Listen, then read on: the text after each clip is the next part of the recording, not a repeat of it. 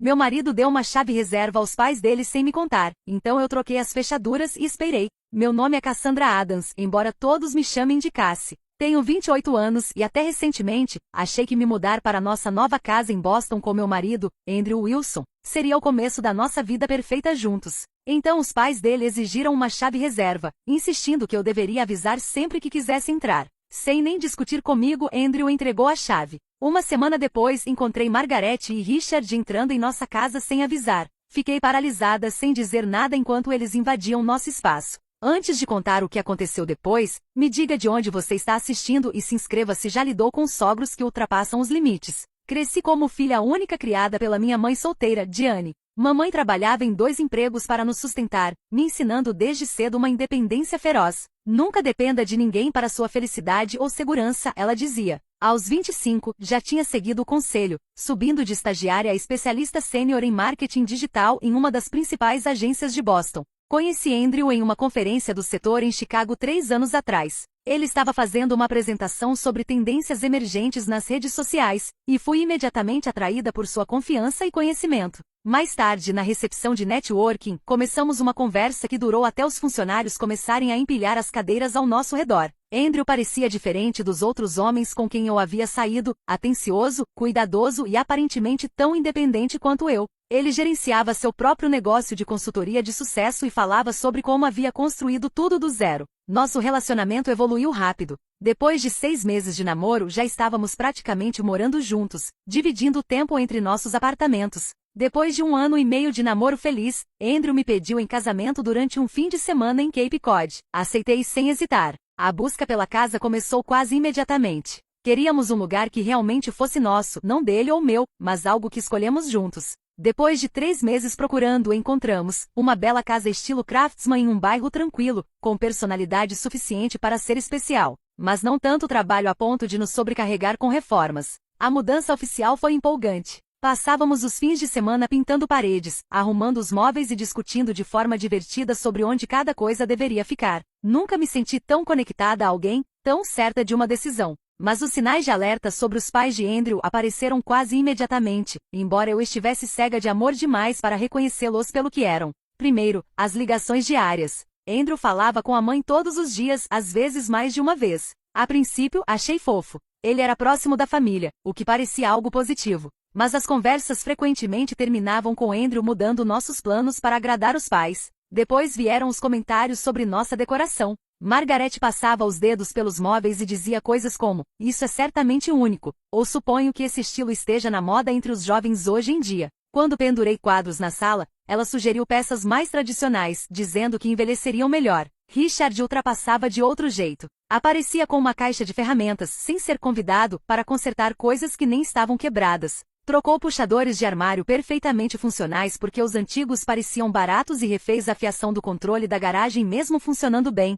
porque sabia uma maneira melhor de instalar. O sinal mais claro foi a tradição do jantar de domingo. Todos os domingos, sem exceção, éramos esperados na casa deles para um jantar formal. Faltar não era uma opção. Uma vez, quando eu tinha um prazo apertado para uma apresentação importante, Margaret agiu como se eu a tivesse insultado ao sugerir pular uma única semana. Família vem em primeiro lugar, Cassandra, ela disse, enfatizando meu nome completo de um jeito que me fez sentir uma criança repreendida. Seus projetinhos de computador podem esperar. Andrew não disse nada em minha defesa. Na verdade, depois sugeriu que eu poderia me esforçar mais para terminar meus prazos antes, para atender às tradições da família dele. Tentei lidar com essa nova dinâmica familiar com elegância. Afinal, não cresci com família extensa por perto. Talvez isso fosse normal? Talvez eu que tivesse problemas de limites? Me convenci de que era apenas uma fase de adaptação e que as coisas se equilibrariam com o tempo. Mas Andrew constantemente priorizava os desejos dos pais em vez dos meus.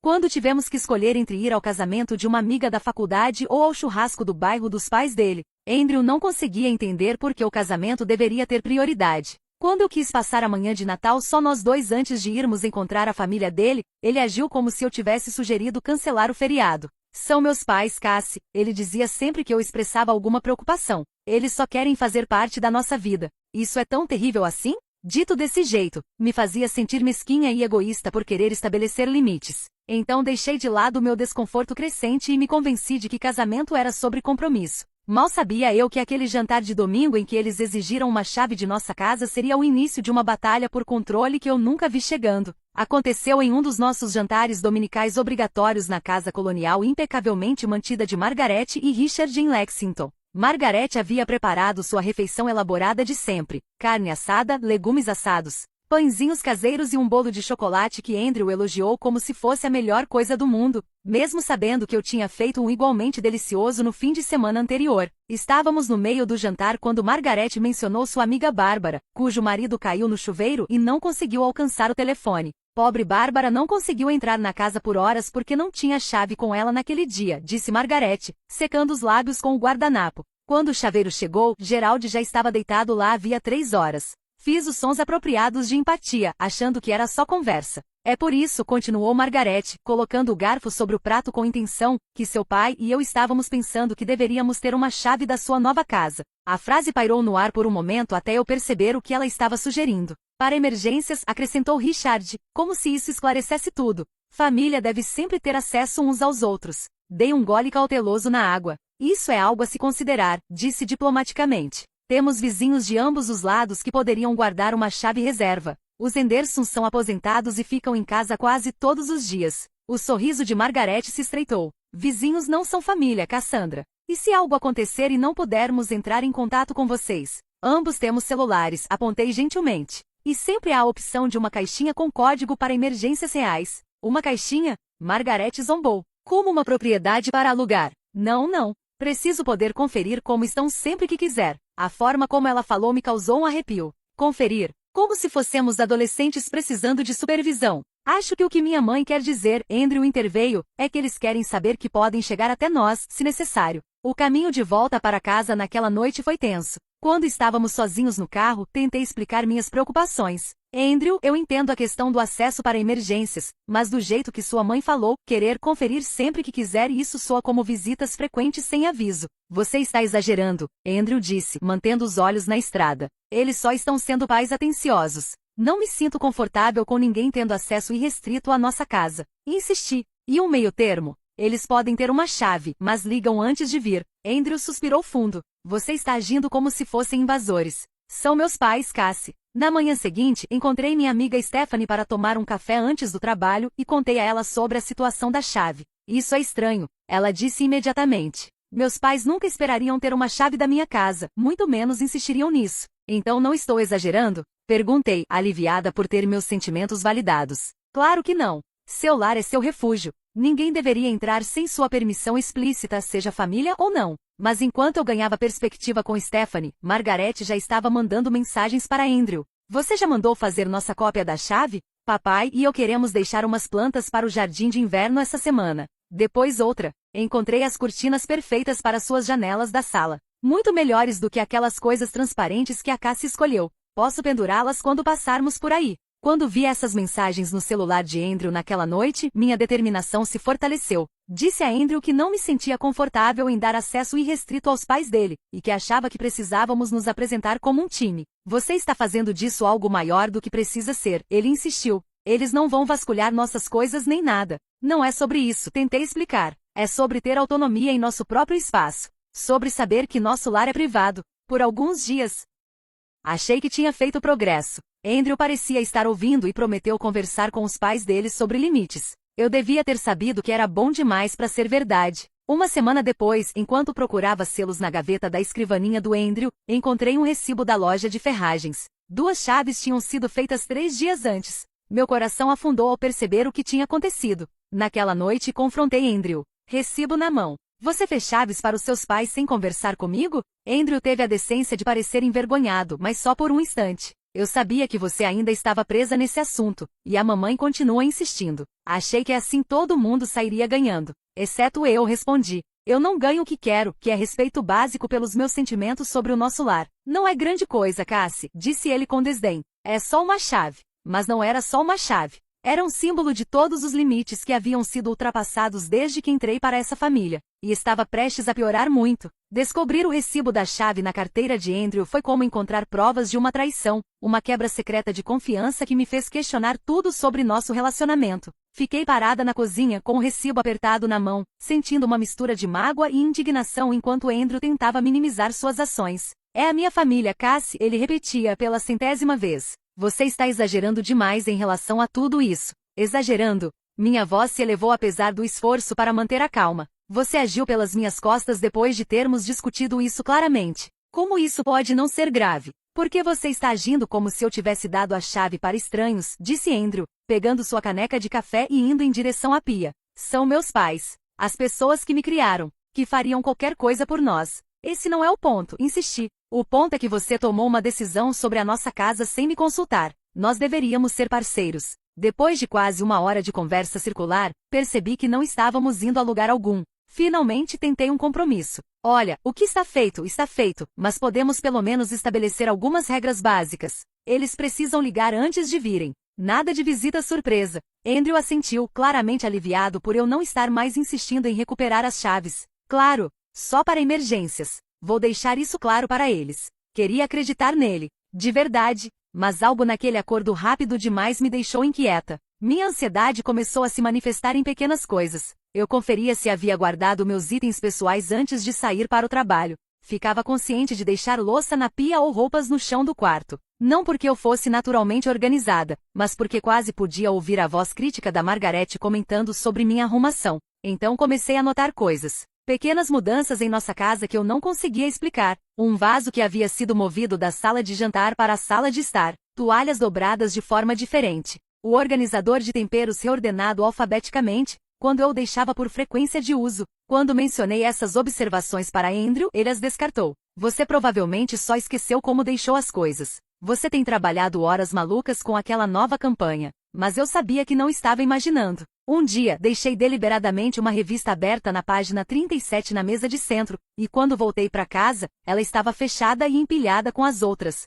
Outra vez, deixei um bloco de notas no balcão da cozinha com a mensagem: alguém esteve aqui hoje? Quando voltei, o bloco estava na gaveta, onde Margaret achava que ele deveria ficar, sem resposta para minha pergunta. Comecei a me abrir com minha irmã Alison sobre a situação durante nossas ligações semanais. Isso não parece saudável, Cass, disse ela depois de ouvir minhas últimas suspeitas. A falta de limites do Andrew com os pais dele é preocupante. E o fato de ele estar te fazendo duvidar da realidade das visitas deles é ainda pior. Gaslighting parece uma palavra forte, hesitei, embora o termo já tivesse passado pela minha cabeça. Você sabe como se chama quando alguém entra na sua casa sem permissão? Retrucou Alison. Invasão de domicílio. O fato de eles terem uma chave não torna aceitável se você não consentiu com as visitas. Depois da nossa ligação, comecei a documentar os acontecimentos estranhos de forma mais sistemática. Tirei fotos dos cômodos antes de sair para o trabalho e conferia tudo ao voltar. Coloquei marcadores quase imperceptíveis, um fio atravessando uma gaveta, um pedaço de fita embaixo de um vaso.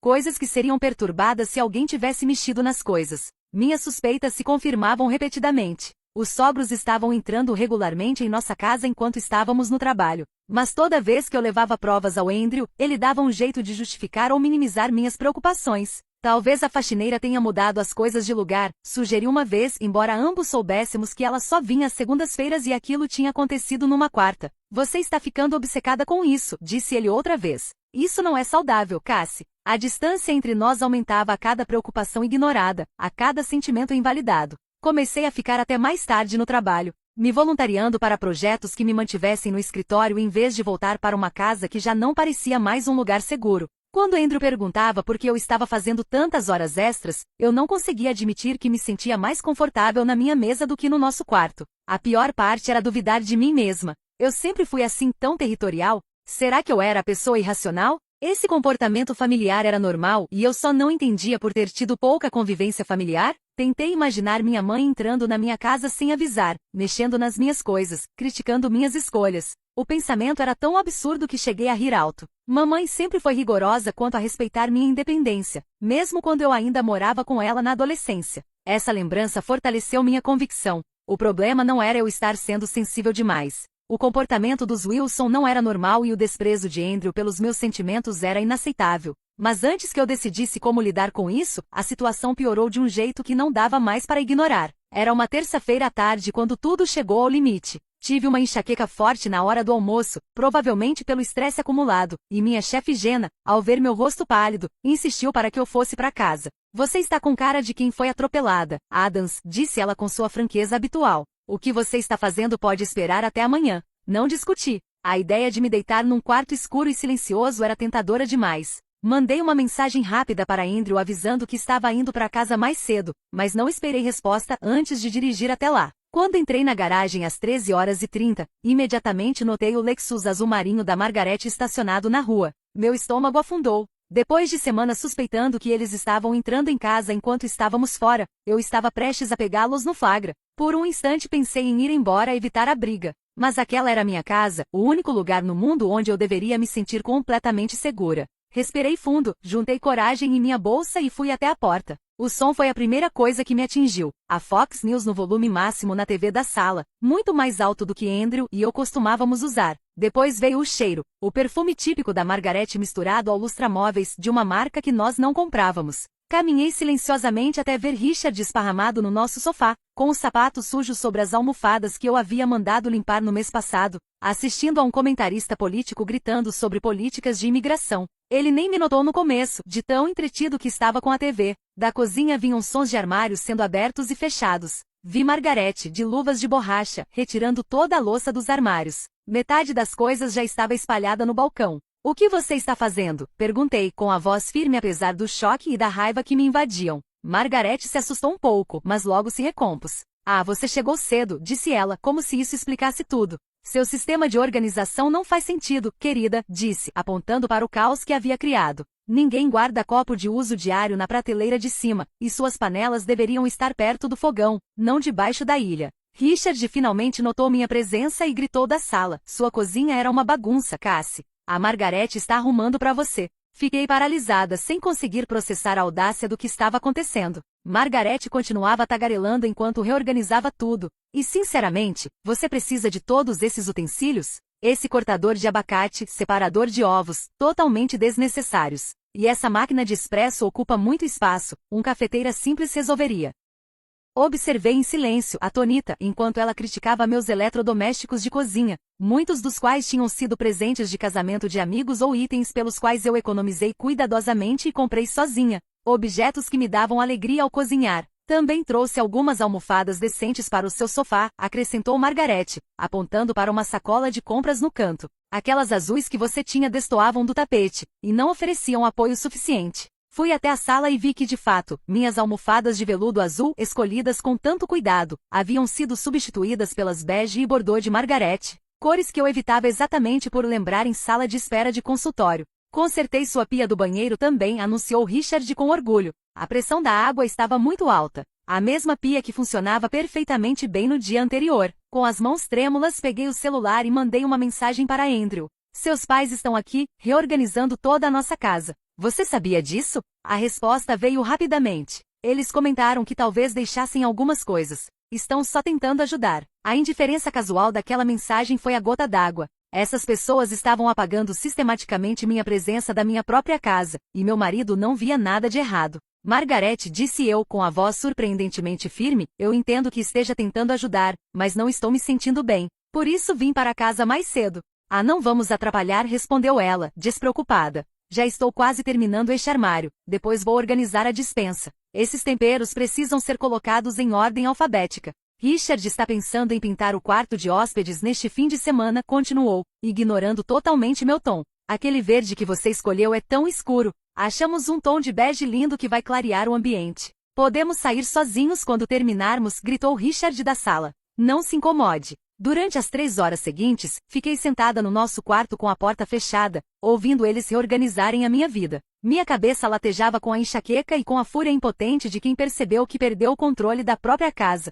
Quando mandei outra mensagem para Andrew, ele apenas respondeu que estaria em casa às 6, e poderíamos resolver tudo então. Margaret bateu uma vez na porta do quarto, oferecendo uma xícara de chá que eu não tinha pedido, e avisou que havia arrumado meu armário porque meu sistema de organização era ineficiente. Agradeci friamente e fechei a porta novamente, incapaz de olhar para aquela mulher que tinha tão pouco respeito pela minha privacidade e autonomia. Quando finalmente saíram, por volta das 16h30, Margaret anunciou pela porta. Estamos indo, querida. Richard volta amanhã para terminar o projeto do banheiro. Tem uma lasanha saudável na geladeira para o jantar. Suas receitas têm muitas calorias. Achei que você poderia querer algo melhor. Depois que ouvi a porta da frente se fechar, saí para inspecionar os estragos. Minha cozinha havia sido completamente reorganizada segundo as preferências de Margaret.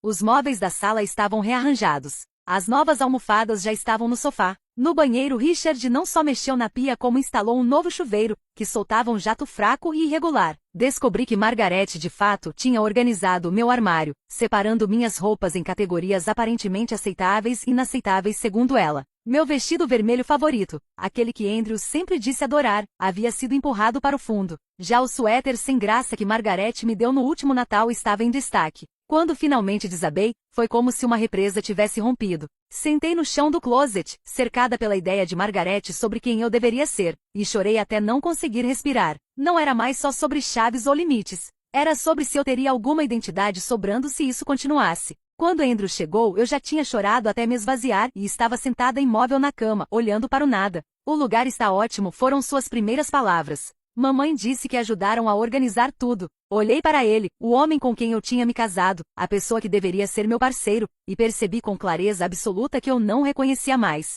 A reorganização da cozinha e a invasão do closet foram apenas o começo. Nas semanas seguintes, Margaret e Richard estabeleceram uma rotina. Apareciam em nossa casa pelo menos 3 vezes por semana, sempre quando Andrew e eu deveríamos estar no trabalho.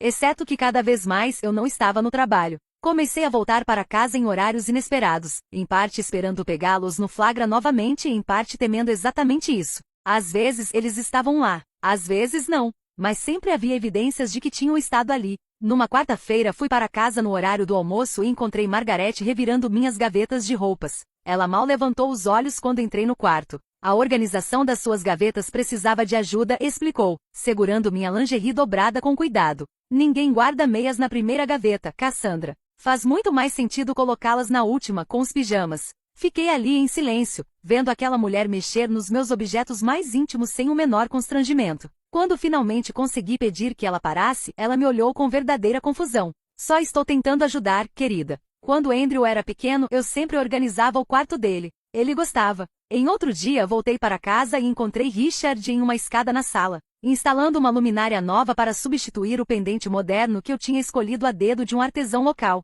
"Aquela sua luminária de designer não iluminava bem", explicou do alto da escada. "Este lustre tradicional vai clarear o cômodo inteiro." Margaret tinha achado em promoção no Home Depot. O novo item, uma peça extravagante de cristal e latão que não combinava em nada com nossa decoração contemporânea, pendia do teto como uma nave alienígena. Quando mencionei a Richard que havia escolhido a luminária anterior justamente pelo design, ele ignorou minha preocupação com um gesto da mão. "A forma segue a função, Cassie. Vocês, jovens, se preocupam demais com a aparência e se esquecem de como as coisas funcionam." As mudanças não se limitavam mais a reorganizações e consertos. Margaret começou a trazer objetos da casa deles, móveis antigos da família, utensílios de cozinha, peças decorativas e instalá-los na nossa casa sem qualquer conversa. "Esta mesinha está na família Wilson há gerações", anunciou um dia, enquanto Richard carregava uma peça pesada de mogno entalhado que destoava completamente da nossa mobília de linhas limpas. "Ela pertence à sua casa agora. Aquela coisa da IKEA que você tinha aqui, coloquei na garagem."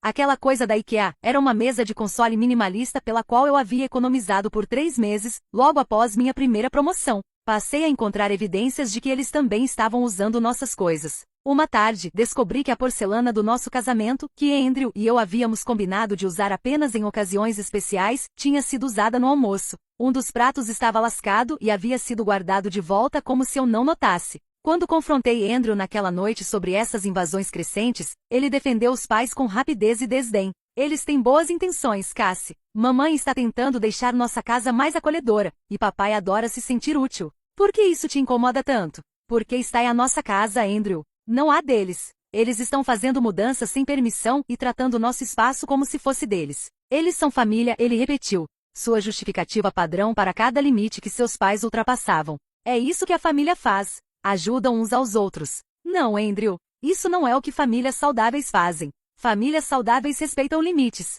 A discussão aumentou até que Andrew saiu do quarto furioso, dizendo que dormiria no sofá porque eu estava desrespeitando sua família. Ele ficou lá por 3 noites, período no qual Margaret ligou várias vezes para ele perguntando se já tínhamos resolvido tudo. Eu sabia porque ouvia ao lado dele da conversa, sempre terminando com: "Eu sei, mãe. Ela só não entende como a família é importante." Comecei a evitar a casa completamente. Me oferecia para reuniões com clientes à noite. Comecei a fazer horas extras com frequência e inventava compromissos depois do trabalho para minimizar o tempo naquele que cada vez mais parecia um satélite de Margaret e Richard, e não meu lar. Passei a recusar convites sociais porque não tinha energia para fingir que tudo estava bem, e também não conseguia suportar ter que explicar o que realmente estava acontecendo. O estresse começou a se manifestar fisicamente. Desenvolvi insônia, rangia os dentes à noite tão intensamente que acabei trincando um molar. Passei a ter dores de cabeça frequentes, meu estômago vivia embrulhado, e perdi quase 5 quilos sem tentar. Minha pele, antes limpa, explodiu em acne por estresse, e meu cabelo começou a cair no banho.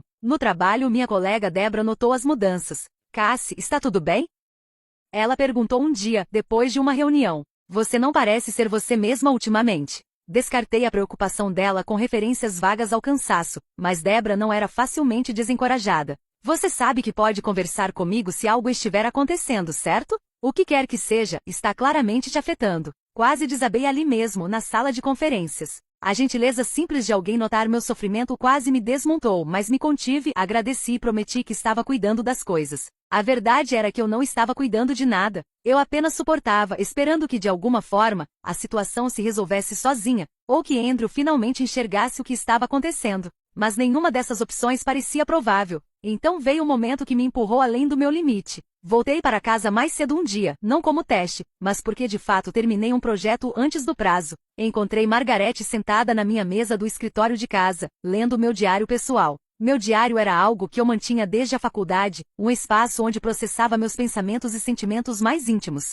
Estava escondido em uma gaveta da escrivaninha, debaixo de pastas e materiais, não porque eu achasse que alguém invadiria, mas porque era privado. E lá estava Margaret, lendo meus pensamentos mais íntimos como se folheasse uma revista qualquer. Quando me viu parada na porta, não teve sequer o decoro de parecer envergonhada. "Você tem pensamentos tão interessantes sobre o pai do Andrew e eu", comentou, batendo com o dedo em uma página onde eu havia desabafado sobre as violações de limites. "Embora eu ache que você tenha entendido muito mal as nossas intenções." Naquele momento, algo dentro de mim finalmente se partiu. "Largue o meu diário." Minha voz estava baixa, controlada e estranha até para meus próprios ouvidos. Margaret ergueu os olhos, surpresa com meu tom. "Cassandra, não precisa." "Largue." "Oh, meu diário." "Agora." Entrei na sala e estendi a mão. Por um momento Margaret parecia não saber como reagir àquela nova versão de mim, a que não pedia desculpas, não se acomodava nem recuava. Lentamente ela fechou o diário e o entregou. "Eu só estava curiosa sobre o que você escreve aqui", disse, assumindo o tom de vítima que costumava usar com Andrew.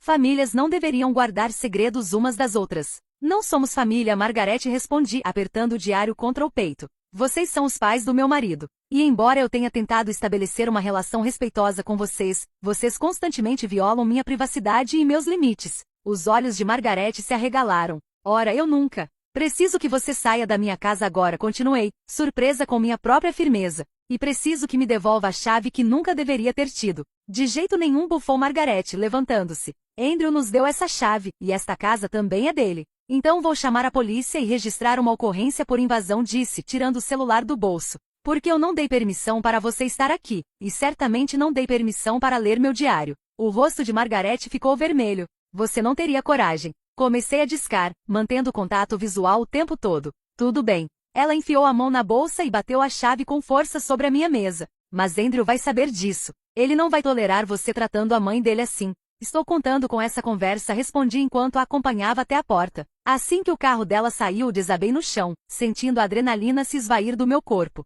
Finalmente eu tinha enfrentado ela, mas sabia que aquilo era apenas o início de uma batalha muito maior. Naquela noite, liguei para a doutora Grace Thompson, uma terapeuta cujo cartão minha colega Debra havia deixado discretamente comigo na semana anterior, junto com um bilhete simples. Ela me ajudou no meu divórcio. A doutora Thompson concordou em me atender em caráter emergencial na manhã seguinte. Durante aquela hora despejei tudo: o caso da chave, a traição de Andrew, as invasões constantes e o confronto com Margaret. "O que você descreve é uma violação significativa de limites pessoais", disse a doutora Thompson após ouvir tudo com atenção. E a incapacidade do seu marido de priorizar suas necessidades dentro da casa que vocês compartilham é preocupante. Eu estou exagerando? Perguntei, ainda duvidando de mim mesma apesar de tudo. Afinal, eles são os pais dele. Cassie, o casamento é uma parceria que deve ter prioridade sobre outras relações familiares, explicou ela com gentileza. Embora manter vínculos com a família estendida seja importante, esses relacionamentos não devem minar a base do seu casamento. Passamos o restante da sessão elaborando um plano de ação, começando por recuperar minha casa como um espaço seguro. A doutora Thompson me ajudou a redigir declarações de limites claras e firmes, e a me preparar para as conversas difíceis que viriam. Tirei o dia seguinte do trabalho sem avisar Andrew. Em vez disso, fui até um chaveiro que trocou todas as fechaduras e me deu apenas 2 chaves, uma para mim e uma para Andrew. Depois, comprei uma câmera de segurança simples para a porta da frente e a instalei sozinha, com a ajuda de um vídeo no YouTube. E então esperei. Exatamente às 11h23, Margaret e Richard chegaram à nossa porta. Observei pelo celular enquanto tentavam usar a chave e a confusão estampada nos rostos quando perceberam que não funcionava. Após várias tentativas, Margaret tocou a campainha repetidamente, enquanto Richard girava a maçaneta como se o trinco fosse, de repente, reconhecê-los. Abri a porta, mas permaneci firme no batente, bloqueando a entrada. Por que nossa chave não funciona? Exigiu Margaret como saudação. Porque troquei as fechaduras, respondi com calma. Como te disse ontem, vocês não são mais bem-vindos a entrar na minha casa sem um convite explícito. Richard deu um passo à frente. Agora escute aqui, mocinha. Não, quem vai escutar agora é você, interrompi. Minha voz firme. Durante meses vocês entraram na minha casa sem permissão, criticaram minhas escolhas, reorganizaram minhas coisas e trataram este lugar como uma extensão da casa de vocês. Isso acaba hoje. Esta casa também é do Andrew, rebateu Margaret, o rosto ficando vermelho. Sim, confirmei. E quando Andrew convidar vocês, serão bem-vindos, depois de ligarem antes. Mas nenhum de vocês terá uma chave novamente. E nunca mais entrarão aqui quando não estivermos em casa. Vamos ligar para o Andrew agora mesmo, ameaçou Richard, sacando o celular. Por favor, façam isso, respondi. Já mandei uma mensagem para ele avisando sobre a troca das fechaduras. Como no ensaio, meu celular começou a vibrar com ligações e mensagens. Primeiro de Andrew, depois de Margaret, enquanto eu fechava a porta nos rostos atônitos dos dois. Coloquei o celular no silencioso e passei o resto do dia sozinha em paz, verdadeiramente só na minha casa pela primeira vez em meses. À noite, o celular mostrava 17 chamadas não atendidas e 32 mensagens. As mensagens de Andrew ficaram cada vez mais furiosas. Por que você trocou as fechaduras? Meus pais estão magoados. Me liga imediatamente. Dessa vez você foi longe demais, Cassie. Estou indo para casa agora. Precisamos conversar. Quando Andrew finalmente chegou, o rosto era um misto de raiva e confusão. Que diabos, Cassie? Você trocou as fechaduras sem falar comigo. Sim, respondi simplesmente. Assim como você deu chaves para seus pais sem falar comigo. Isso é diferente. Eles são meus pais, e esta casa é minha. Nossa casa, corrigi. E uma casa onde eu não me sinto segura nem respeitada há meses, porque seus pais têm acesso livre para invadir quando quiserem. Eles não invadem. Sua mãe leu meu diário ontem, Andrew. Meu diário pessoal. Isso fez parar por um instante, mas logo se recuperou. Ela provavelmente só viu ele aberto. Ele estava dentro da minha gaveta, debaixo de pastas, cortei. E quando eu a peguei lendo, ela nem pediu desculpas. Criticou que eu escrevi sobre eles. Andrew passou a mão nos cabelos, frustrado. Olha, eu entendo que você esteja chateada, mas trocar as fechaduras foi extremo. Você devia ter falado comigo antes. Como você falou comigo antes de entregar uma cópia da chave para eles? Rebati. Faz meses que venho falando com você sobre isso, Andrew, e você não ouviu uma palavra do que eu disse. A discussão durou horas, girando em círculos sem resolução. Por fim, Andrew anunciou que iria ficar na casa dos pais por um tempo, até que eu recuperasse o juízo. Enquanto ele arrumava uma mala de mão, o celular vibrava constantemente com mensagens de Margaret. Antes de sair, ele me lançou um ultimato. Ou eu pediria desculpas aos pais dele e devolveria a chave, ou nosso casamento estaria seriamente em risco. Observei ele ir embora, sentindo uma mistura estranha de devastação e alívio. O homem com quem me casei estava escolhendo os pais em vez da parceria que formamos. Mas pela primeira vez em meses eu dormiria em casa sem medo de ser invadida. Nas 2 semanas seguintes, os Wilson se mobilizaram. Parentes distantes que eu havia conhecido apenas uma vez no nosso casamento, começaram a me ligar e mandar mensagens dizendo o quanto Margaret e Richard estavam magoados com meu tratamento cruel. Primos de Andrew, tias, até a avó dele deram suas opiniões, todos sugerindo que eu não entendia como funciona uma família. Durante todo esse processo me mantive firme. Continuei frequentando as sessões com a doutora Thompson 2 vezes por semana, compareci ao trabalho com foco renovado e aos poucos, comecei a retomar meu espaço. devolvendo os móveis aos seus lugares originais, trocando as almofadas bege de Margarete pelas minhas azuis, e reorganizando a cozinha do meu jeito. Estava preparada para que Andrew permanecesse na casa dos pais por tempo indefinido, enquanto eu refletia sobre meus próximos passos. Mas, no 16º dia da nossa separação, ele me mandou uma mensagem perguntando se poderíamos nos encontrar para um café, em um local neutro. Surpreendentemente, ele não mencionava os pais na mensagem. A cafeteria que Andrew sugeriu ficava no meio do caminho entre nossa casa e a dos pais dele, território neutro em meio ao que se tornará uma zona de guerra emocional. Cheguei antes, escolhi uma mesa num canto e pedi um latte só para manter as mãos ocupadas enquanto esperava. Quando Andrew entrou, fiquei surpresa com o quanto ele parecia cansado. O homem confiante e arrumado com quem me casei parecia desleixado e exausto, com olheiras profundas e os ombros curvados de um jeito que eu nunca tinha visto. Obrigado por vir, disse ele ao sentar-se, sem conseguir me encarar. Claro, respondi, sem saber muito bem o que dizer. Ficamos em silêncio até o café dele chegar. Tenho pensado muito, começou ele, segurando a caneca entre as mãos. E percebi algumas coisas que não são fáceis de admitir. Esperei, deixando espaço para que ele continuasse. Conversei com meu colega de quarto da faculdade, o Keith, semana passada, contou. Expliquei nossa situação, esperando que ele ficasse do meu lado, sabe? Mas em vez disso, ele me perguntou se eu lembrava porque deixamos de dividir apartamento no último ano. Andrew deu um gole no café. Eu tinha esquecido, mas Keith não. Parece que meus pais apareciam de surpresa o tempo todo no nosso AP, reorganizando coisas, criticando as coisas do Keith, até jogando fora sobras de comida dele porque achavam que estavam velhas. Keith acabou se mudando porque não aguentava mais. Isso me parece familiar, murmurei. Andrew assentiu. Depois de falar com Keith, comecei a pensar em outros relacionamentos meus. Minha ex, Tara, também vivia reclamando dos meus pais. Até meu sócio, o Jackson, já comentou que minha mãe liga demais para o escritório. Ele finalmente me olhou nos olhos. Acho que passei minha vida adulta toda facilitando o comportamento dos meus pais. E venho te fazendo gaslighting, porque admitir o problema significaria aceitar que deixei isso acontecer por anos. A admissão dele não apagava tudo o que havia acontecido, mas era um começo. Depois de quase 2 horas da conversa mais honesta que tivemos em meses, Andrew me perguntou se eu aceitaria fazer terapia de casal. Quero trabalhar nisso, Cassie. Quero que sejamos parceiros de novo. Mas entendo se for tarde demais. Ainda não era tarde, pelo menos, não ainda. Mas eu impus condições. Se vamos fazer isso, precisam existir limites claros com seus pais. Sem chaves. Sem visitas inesperadas.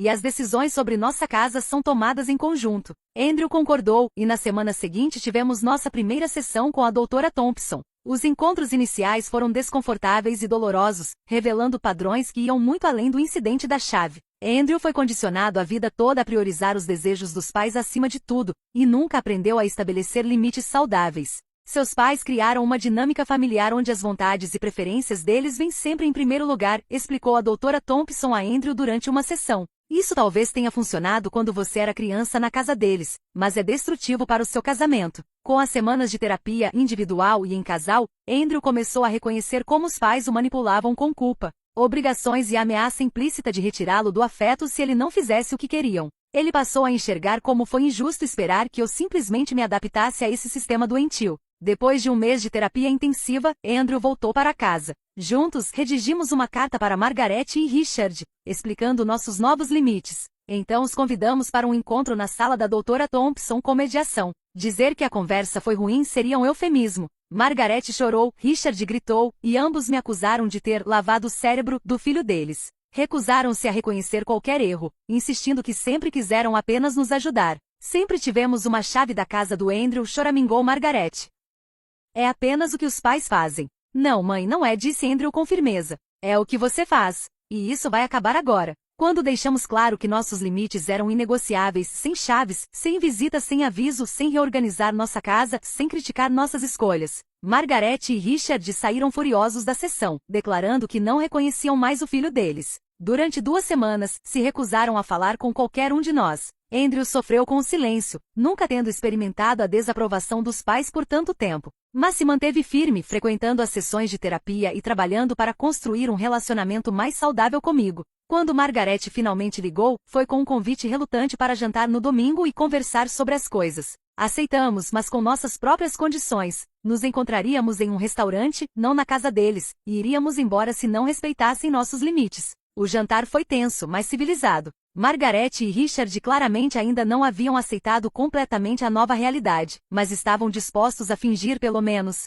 para manter o relacionamento com o filho. Foi um progresso, por menor que fosse. Nos meses seguintes, estabelecemos um novo normal. Os pais de Andrew poderiam visitar nossa casa quando convidados com antecedência. Seriam bem-vindos para jantar 2 vezes por mês, mas não todos os domingos. Quando esqueciam e tentavam retomar antigos hábitos, como dar conselhos de decoração sem ser solicitados ou questionar nossas decisões, Andrew os redirecionava com firmeza, porém gentileza. Eles testavam os limites, é claro, como quando Richard apareceu de surpresa com um novo chuveiro, ou quando Margaret mandou um encanador à nossa casa para consertar uma porta de garagem que funcionava perfeitamente. Em cada caso, Andrew e eu nos apresentávamos como um time, reforçando nossas expectativas de maneira calma e unida. O primeiro feriado sob o novo sistema foi um teste para todos. O dia de ação de graças na casa dos Wilson sempre havia sido domínio de Margaret, com tradições específicas que não podiam ser alteradas. Mas naquele ano, Andrew sugeriu que fizéssemos a celebração em nossa casa. Não precisamos mais fazer tudo do jeito deles, me lembrou, quando expressei preocupação sobre a reação de Margaret. Podemos criar nossas próprias tradições. Como esperado, Margaret resistiu à mudança, mas, diante da possibilidade de não ver Andrew no feriado, acabou cedendo. Ainda trouxe 3 acompanhamentos porque não tinha certeza se eu saberia prepará-los corretamente, mas se conteve de reorganizar minha mesa ou criticar meu peru. No Natal, eu finalmente podia dizer que me sentia confortável em minha própria casa de novo. A câmera de segurança ainda estava instalada na porta da frente, uma precaução da qual eu ainda não estava pronta para abrir mão. Mas já não sentia mais a necessidade de verificá-la obsessivamente ao longo do dia. Andrew e eu também estávamos nos curando. A confiança que foi quebrada quando ele deu a chave aos pais estava sendo lentamente reconstruída com base no respeito constante aos nossos acordos e na disposição dele em priorizar nossa parceria. Ainda tínhamos momentos difíceis e desentendimentos, mas estávamos aprendendo a enfrentá-los juntos, em vez de recuar para lados opostos. Numa noite enquanto estávamos sentados no nosso sofá, aquele com minhas almofadas azuis que Margaret ainda olhava de lado, mas não tentava mais substituir,